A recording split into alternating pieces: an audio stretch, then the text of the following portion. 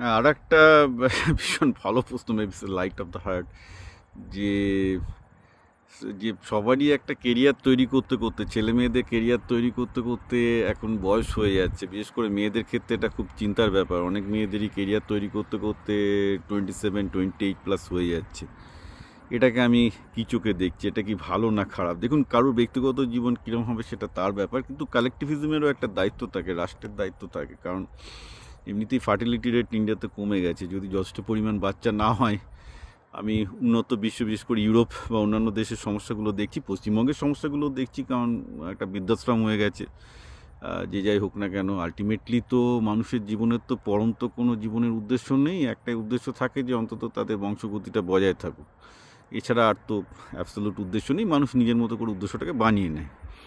তো ন্যাচারালি সেখানে একটা সমস্যা এলে তো বড় সমস্যা হবেই। কিন্তু এটা ঘটনা, স্ট্যাটিস্টিক্স বলছে যে 50% মেয়ে ভারতে তো বিয়ে করতেই চাইছে না, মানে শহরের দিকে। তারা সিঙ্গেল থাকতে প্রেফার করছে। আর 70% ছেলে বিয়ে করতে ভয় পাচ্ছে, মানে বিয়ে করতে চাইছে, ভয় পাচ্ছে। আর তাছাড়া আজকালকার দিনে মানে বিয়ে is not the only source of sex, right? বিয়ে ছাড়াও এতগুলো মানে যেটাকে নন কমিটেড রিলেশনশিপ বলে, সেসব পোর্টাল এত চারিদিকে অ্যাপ ছেয়ে গেছে। সবাই তো মানে হুকআপ অ্যাপ যেগুলোকে বলে আর কি, তার থ্রুতে এত ইজিলি তারা সেক্সুয়াল স্যাটিসফ্যাকশান পেয়ে যাচ্ছে বা ডেটিং করতে পারছে। ন্যাচারালি বিয়ে করার কোনো ছেলে বা মেয়ের কাউরি কোনো প্রয়োজন থাকছে না। কিন্তু সমস্যাটা হচ্ছে এই যে যারা এই ধরনের লাইফস্টাইল লিড করছে, যে মানে ঠিক আছে একাধিক পার্টনার, সেক্সটা কোনো ব্যাপার নয়, যার যার সাথে শুয়ে পড়লো, হয়ে গেল।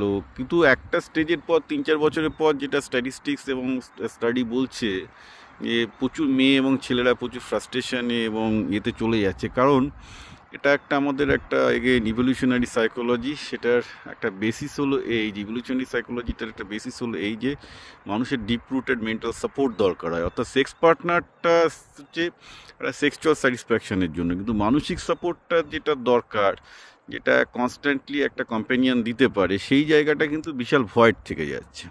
তো sex is not a factor, কিন্তু এই এই এই এই কনস্ট্যান্ট কম্পেনিয়নশিপ যেটা দরকার সেটা কিন্তু পাচ্ছে না লোকজন, যার ফলে একটা সময় ডিপ্রেশনে চলে যাচ্ছে। এবং মেয়েদের ক্ষেত্রে এটা ডেফিনেটলি একটা বিশাল বড় প্রবলেম হয়ে যাবে। কারণ যত তাদের বয়স বাড়বে, অবভিয়াসলি তাদের পক্ষে বিয়ে করা আরও কঠিন হয়ে যায়, যেহেতু অ্যাভেলেবল ছেলের সংখ্যা কমে আসে। তো ন্যাচারালি এটা একটা তো সামাজিক সমস্যা বটেই। এটা নিয়ে আমি একদিন লিখেও ছিলাম, এবং এই নিয়ে অনেক বাবা মাও চিন্তিত না। তাদের ধারণা যে তাদের মেয়ে বিয়ে না করে হয়তো ঠিক করছে, হয়তো অতটা ভাবছেও না। আমি অনেক দেখতে পাচ্ছি কলকাতায়, মানে সিঙ্গেল মেয়েরা বাবা মাকে দেখছে, বিয়ে করার নাম নেই, ঘুরে বেড়াচ্ছে।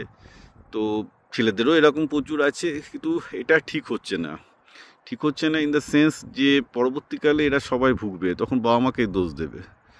ঠিক আছে, এখন সিঙ্গেল থাকা একদিক থেকে ভালো, প্রচুর লাইফ এনজয় করবে, দ্যাটস এ ডিফারেন্ট থিং। কিন্তু রেসপন্সিবল যদি ফ্যামিলি তৈরি করতে না পারে, he will not be responsible, she will not be that responsible, he will not have that much of deep rooted understanding of life either. এখন এটা তো একটা ন্যাচারাল প্রগ্রেশন যে একটা মানুষকে তার বাবা মা হতে হয়, একটা দিনে তাকে ছেলে মানুষ করতে হবে। You have to take that challenge no matter how difficult it is.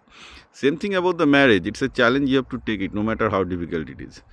এখন এই যারা ভাবছে এগুলোকে অ্যাভয়েড করে লাইফ ক্রিয়েট করতে পারবে, তারাও মূর্খের স্বর্গে বাস করছে। এবং এই নিয়ে আমি দেখছি ভারতে প্রচুর বাক বিতণ্ডা হচ্ছে। আমি আর কি বলবো, আমি এটাই বলবো যে কৃত্রিমভাবে, আমার নিজের লাইফ এক্সপিরিয়েন্স হচ্ছে, কৃত্রিমভাবে লাইফ বেঁচে থাকা যায় না।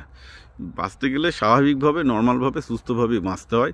কৃত্রিমভাবে বাঁচতে গেলে অনেকভাবেই বাঁচার চেষ্টা করা যেতে পারে, তাতে অনেক আনন্দও পাওয়া যেতে পারে, but may not be the best thing in life.